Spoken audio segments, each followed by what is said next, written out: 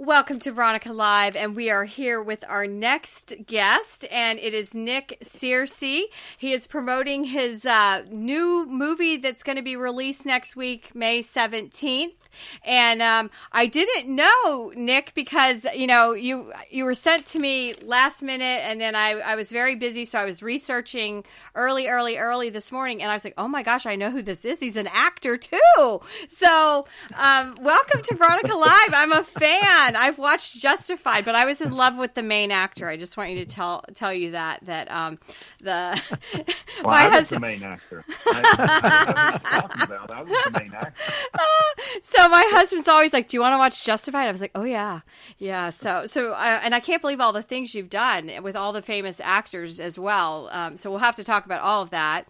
But welcome to Veronica Live, Nick. Thanks for having me. I've been very fortunate. I've had a nice long career, and it's been a lot of fun. Well, I wanted to start with this movie. I watched the trailer. It's called The War on Truth, and you were featured in Newsweek. That was a very interesting article.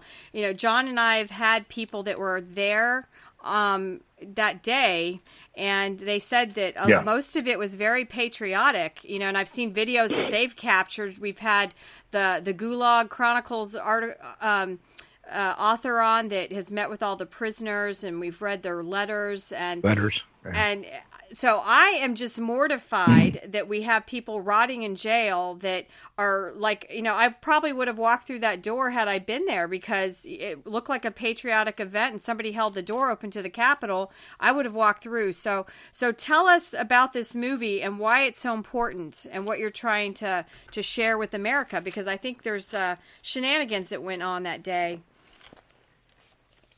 Well, this movie is a sequel to a movie I made released in 2021 called Capital Punishment, which was about January 6th and the persecution of people who were there. I was there. I went there on January 6th.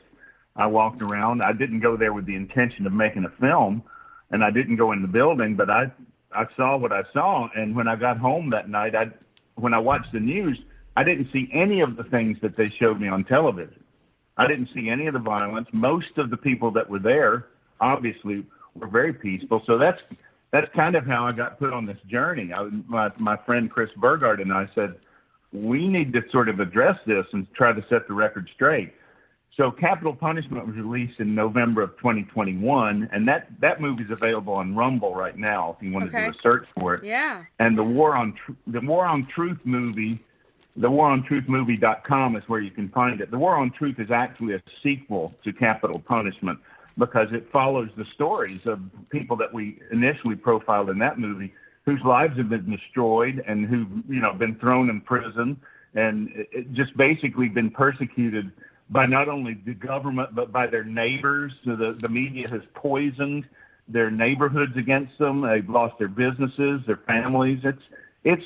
It's terrible what's happening, and it's happening on purpose because the Joe Biden administration is trying to intimidate Americans into never protesting anything they do ever again, so that they can get away with anything from now on. Well, I guess, how did you get the funding to do this is my first question, and then you're also a conservative actor. I've been doing my show here for almost 4 years, and so many people hate conservatives, and you're, trying to do stuff in Hollywood. So talk about that. Well, I still do stuff in Hollywood. I've got a Netflix series that's coming out sometime this year called The Perfect Couple with Nicole Kidman. I've got a part in a movie called Reagan with Dennis Quaid that's going to be released in August. I'm continuing to work. I don't know why. I don't know if they just don't know who I am, or if they don't watch if they're not on Twitter or something. But I continue to work, and I try to tell everyone, what they want to do is silence you. And the way they do that is intimidate you and make you think, oh, if you speak up against the Democrats, you'll never work in Hollywood again. And I keep telling them, you should just call their bluff. I mean, I know that's easy for me to say, but because I've had such success in the past. But at some point, we have to stop being afraid of these bullies, because that's what they are. And what bullies want is to make you afraid of them. Very true. So Nick, I go back, to I first learned about you from Rush, believe it or not, because he was certainly a fan of yours, and I know you talked to him on a number of occasions on air. How much on this film, and I also follow Dan Bongino, who I think's, he says he's not Rush, but Dan brings a very interesting perspective to talk with his Secret Service background, and related to this film. Did you cover any of the stuff with the bombings that I think that's the real story, is, that they don't talk about is these bombs that were planted at the DNC and the RNC, and Bongino's theory that this was a government op. Do you and January 6th was kind of just a convenient accident that became a bigger story? Do you believe in any of that? I don't believe January 6th was an accident by any means. I believe it was a setup. I believe that they knew people were coming and that they deliberately instigated violence in the crowd. But you can see in our movie, we talk about how the Capitol Police fired into the middle of the crowd when the crowd was doing nothing but peacefully chanting and singing. They fired tear gas grenades and flashbangs into the middle of the crowd, which doesn't make sense if you're trying to keep people away from the building. And that's what infuriated the crowd. The Capitol Police also targeted women. Victoria White was beaten almost to death. Roseanne Boylan was beaten to death. And they intentionally targeted these women because they knew it would infuriate the crowd, because that crowd was made up mostly of, not mostly, but there were a lot of sheepdog type men there. People that were Christians, that were former military, that were police officers, that would not stand by while a woman was being attacked. All of this was a deliberate tactic. There are also government operatives that were plainclothes, that were disguised as Trump supporters in the crowd. This was not an accident. This was deliberate. That's why they wouldn't allow the National Guard there. They wanted this to happen, and I believe they actually wanted it to be worse than it was. What they wanted was a bloodbath that they could blame on President Trump and anybody who supported him, so that they could call us all domestic terrorists and attack their political opponents. That's what it was all about. And who do you think was behind it? I mean, I've been saying this is a kabuki theater with, Nancy Pelosi and Soros. Yeah. I mean, who do you think is behind it, Nick? All of those people and then some. I mean, we go into it a little bit in the movie about who organized this, but it's all of a piece. They're all in on it. The Department of Justice is in on it. The reason all of the trials are in the District of Columbia. They won't grant anyone a change of venue because they know they own the judges and they own the juries in the District of Columbia. So nobody can get a fair trial there. If these people were being tried by a jury of their peers, if they were being tried back in Texas or North Carolina or where they came from, none of these people would be in jail. Or very few. Very few. I thought it was interesting that, and to me, one of the most chilling pieces of testimony I've ever heard was the Christopher Wray, director of FBI, being asked by a senator if there were government, operatives or what the conclusion was. Yes, there were government operatives in there that were stirring things up. Well, Christopher Wray is a professional liar. That's what he is. I mean, he was asked also if there was Antifa or BLM activists in the crowd that were disguised as Trump supporters, and he said we've seen no evidence of that. I have evidence of that. I'm just some actor from Burbank, California, who was there that day. We saw people changing clothes in the bushes. We have them on tape. We have them in our movie. And if I have the evidence that there were people there that weren't Trump supporters, he does too. There's a guy named John Sullivan who was a BLM activist who proudly walked around that day and said, yeah, hey, we caused this to happen. I mean, it's ridiculous. The lies that they tell are so obvious. It's that they just obviously they think they will not pay any price for lying like that. And they've been lying about January 6th from the beginning. So has anybody tried to stop you? Any groups tried to stop the production of your, now this is your second movie. I don't know why America's not waking up to this. I mean, John and I definitely have clarity. I mean, you're another guest that was there. Have people tried to stop you from making this? Well, they don't stop me from making it, but they definitely try to stop people from seeing it. I mean, Capital Punishment was we were so cyber attacked when we released that movie in 2021, you couldn't find us with a simple search. You really had to go looking for it. You had to know the website address and type it in to find it. You couldn't find it with a search. And they try to silence you when you come out with a movie like this. They try to silence you by ignoring you, by just pretending it's not there. And so no major media outlets.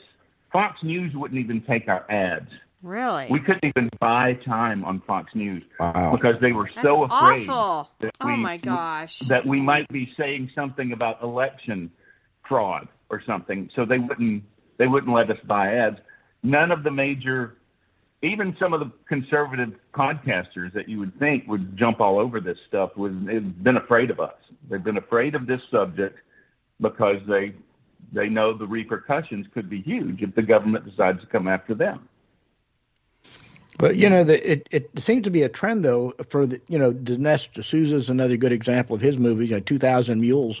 I went and saw that and a couple of other of his movies or documentaries. Did you see Police State? Yes.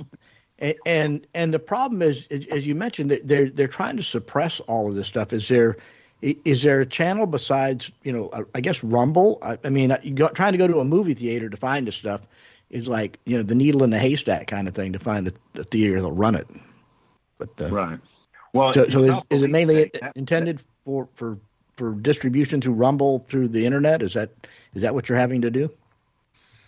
Yes, we're releasing it on multiple streaming outlets. It's going to be on Salem Now. Salem Now is probably the biggest outlet it's going to be on. It'll be on Rumble. It'll be on its own website, thewarontruthmovie.com. We have to do it that way, and the reason we're releasing it on multiple outlets at once is so that, if they shut one down, there's some other alternative. What happened to us with Capital Punishment is that we released it all on one website, so they could attack that website and shut it down pretty quickly. Wow, so, that's horrible. and by the way, if you saw Police State, that was me playing the big bad FBI agent in that too. So. I'm all over the place. I don't know why they haven't come after me yet. That's the surprising part, because they go after they'll go after Joe Rogan, with no problem, and just about anybody in Hollywood that is puts their conservative, views out there does get attacked. I don't know if maybe I'm just not big enough for them to attack. I don't know. I don't know. Maybe I'm not famous enough. Maybe because my bank account's not as big as Trump's, so let's keep it that way. Right. So Nick, that was the other thing. I discovered you on X because I've become active the last 2 months. Somebody even said I should die, so this is new for me. And I've been on about 700,000 feeds, so I feel like I found my platform. I mean, you have like 155,000 followers. I'm growing, but has that been a great platform for you? Because I'm in love with everything you put on there. So that's huge. Well, yes and no. I mean, I think I'm quite shadow banned. A lot of people say they don't see my tweets unless they go looking for them. And it's funny, it's inconsistent. Like if I put up sort of a generic kind of picture of me and my dogs or my truck or something, that'll get a lot of views. And then if I say something political, it'll get 3 or 4. So I think I'm pretty shut down on X. I don't know how to fix that or if I have any control over it. But, it is nice to have 150,000 followers or so. And, hopefully they'll all buy my book and buy the movie when it comes out. Yeah. Let's talk about the book, and then I definitely want to talk some issues with you too. So tell us about your book. Okay. Yeah, it's a book coming out May 28th called Justify This, A Career Without Compromise. And it's just basically a biography of me, a kind of brief history of, how I rose to the, middle, my rise to mediocrity, but how I became a character actor, and really that's mostly what the book's about. There's chapters in it about politics, about January 6th and that sort of thing, but mostly it's about really how a kid from North Carolina who didn't know any actors and had no actors in the family and had no way of knowing how to do it, how I kind of figured it out and actually worked for 35 years in Hollywood without a day job.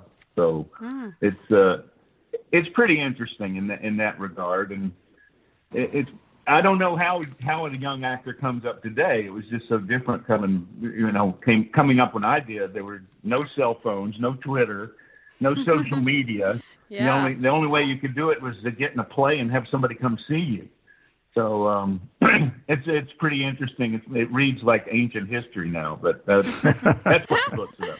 So Nick, are there some actors that you've worked, because you've worked with big names? Are there some that are conservative but not out there? They haven't put their conservative shingle out there that would shock us? I mean, of course you can't tell us, but I'm just curious. Yeah.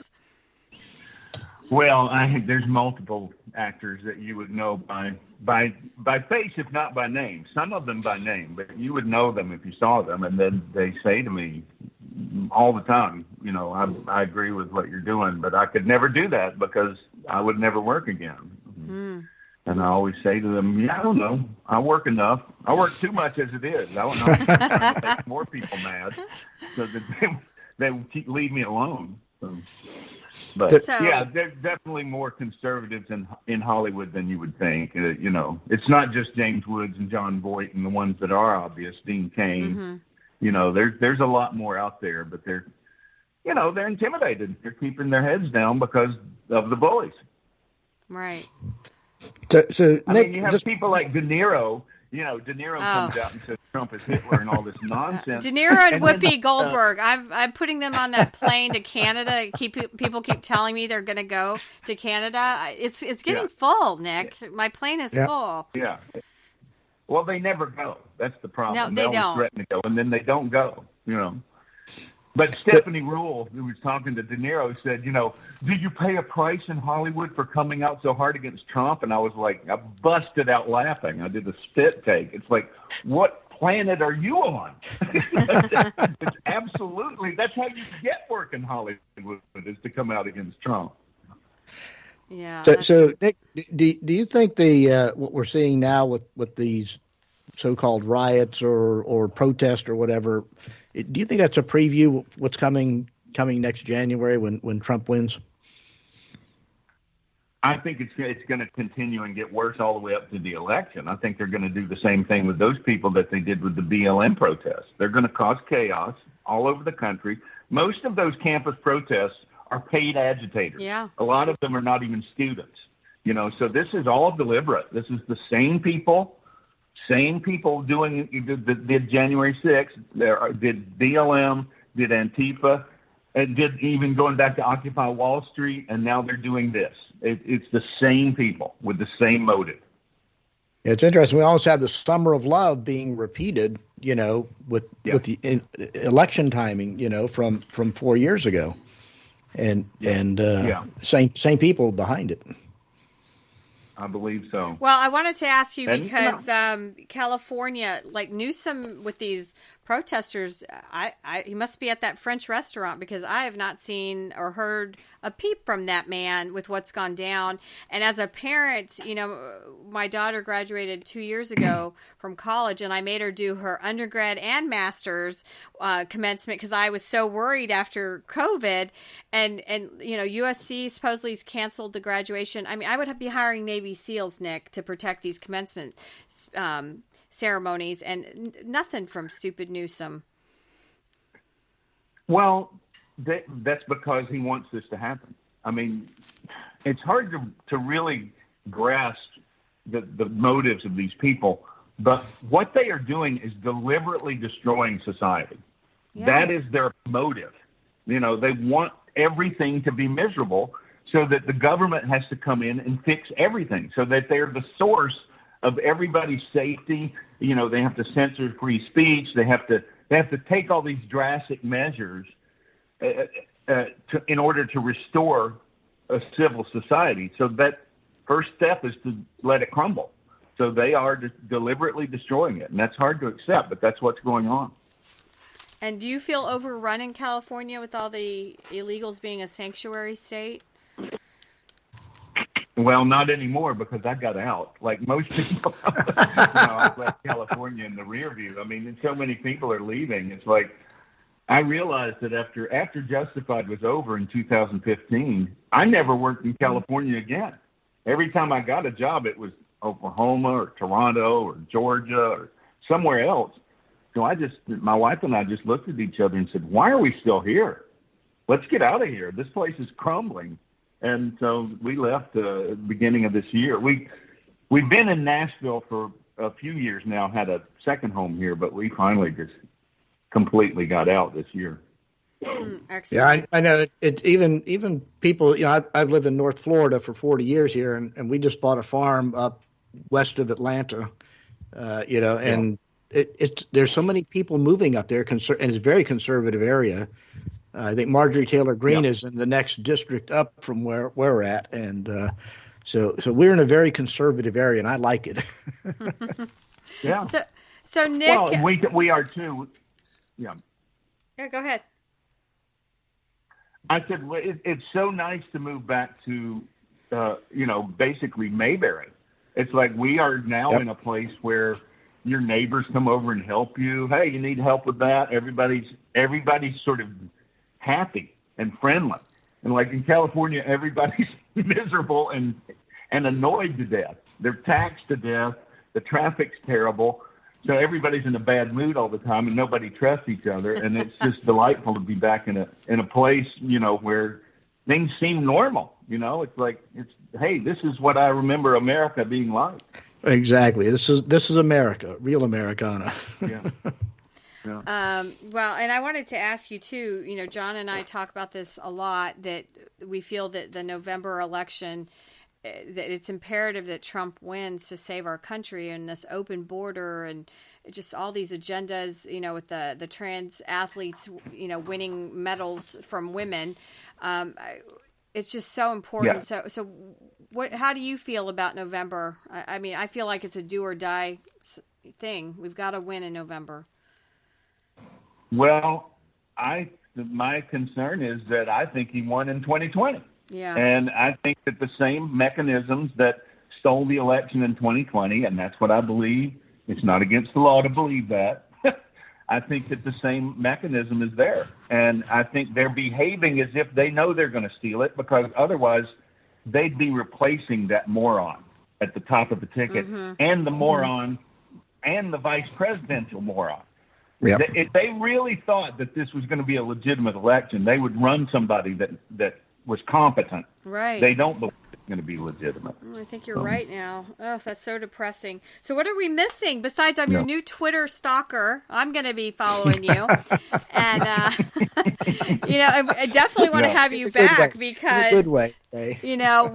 We're just such conservative fighters in our own right here. And one of the scenarios this week that I'm just so proud of those boys at UNC that, stood up and held the flag, and now John Rich is trying to do a concert for them. I really hope that all of this madness is waking up people, because so many people are shy. Even, I was the chairman for the Trump campaign for our county in 2016, 15, 16, and so many conservatives, we live in a conservative place. They're like, Veronica, how's it going? I can't let people know, but how's it going? So even years ago, people were afraid in a conservative area to say who they were supporting. Yeah.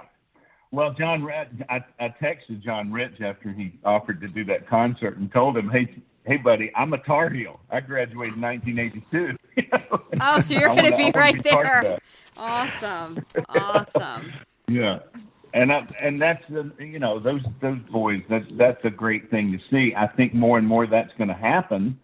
We have to start resisting this lunacy, in a peaceful way. You can't let these people run all over you. And And speaking of John Rich, he's about to release a new song that I'm in the video for it. We made a video. Okay. He's got a song. He's got a song called Revelation that's coming out pretty soon. Oh, and awesome. I'm in the video. I'll play the bad guy again. Oh, you're a good actor. We love it. No, I love him, and I will say he has been someone that always expresses how he feels. So, yeah, he's definitely one of the good guys, as you are. Well, so tell us one more time where we can find the video, and then your new book, too. Well, my book is, if you just search on Amazon, Nick Searcy, Justify This, the book will come up. And the movie is at thewarontruthmovie.com. It's also going to be released on the Salem Now website and multiple other websites, but those two, Salem Now and thewarontruthmovie.com, are probably the easiest places to find it. And we premiere the movie in Dallas on May 17th. It's going to be the world premiere. I saw that. You have Sarah Palin coming, and there was a bunch of other people that were coming. It looks like it's going to be an incredible event. Yeah, could be. It could be. There's two events, actually. One's on the 17th in Dallas, and then the one on the 18th is about 2 hours outside of Dallas in a place called Mount Pleasant, and that's the one that Sarah Palin's going to be at. The 17th is being put on by Condemned USA, which is Trennis Evans' organization that helps January 6 victims. And all of the proceeds from that day, May 17th, is going to go to Condemned USA to help the families of persecuted January 6ers. Oh, outstanding. Well, it's such a pleasure. And who knew I knew who you were before this exciting interview. And I even texted my husband. He's flying back from Alaska. And I was like, oh, my gosh, you made me watch Justified. We know who he is. And so, he was jealous, of course. But it's such a pleasure to know that you're fighting the fight for the J6ers and for America, Nick. And we'd love to have you back on Veronica Live. Thank you, Veronica. And don't feel bad. People are always coming up to me and saying, you look really familiar. And I go, I'm a big star. And they go, no, come on. You work at Lowe's. Don't you? You're in the lumber department. Well, I look forward. Hopefully we'll meet in person sometime, and we'll be calling you back. And thanks for joining us on Veronica Live. We'll be right back. All right.